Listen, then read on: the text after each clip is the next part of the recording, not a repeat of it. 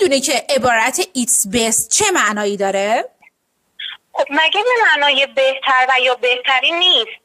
آره این معنی رو میده، اما خب توی بعضی موارد میتونه معنی بهترین گزینه یا عاقلانه ترین کار این است که، متوجه چی میگم؟ این دوتا معنی رو داره. برات مثال میزنم که بهتر متوجه بشی.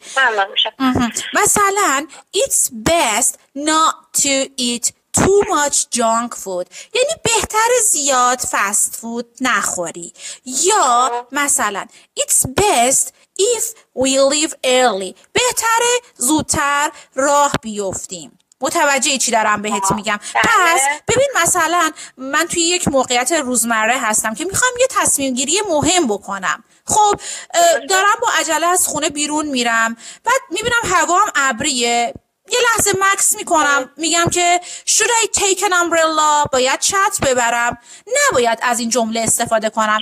بهتره که بگم it's best to check the weather مثلا first. It's best to check the weather first. یعنی بهتره اول وضعیت هوا رو چک کنم. متوجه چی دارم میگم؟ یعنی عاقلانه ترین کار اینه که اول این کار رو انجام بدم.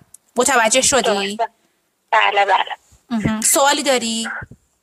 خب استاد من یه سوال اینجا برام پیش اومد، اینکه تفاوت بین X best و the best چیه؟ آها سوال فوق‌العاده‌ایه. ببین برات تو دو تا مثال میگم که بهتر یاد بگیری. ببین it's best to sleep early، بهتره زود بخوابی، این یه توصیه است. اما وقتی که میگم this is the best solution یعنی این بهترین راه حله. متوجهی؟ پس it's best بیشتر توصیه‌ایه و معمولا برای بیان کارهای منطقی و درست استفاده میشه، نه مقایسه مطلق بین گزینه ها. متوجهی چی میگم؟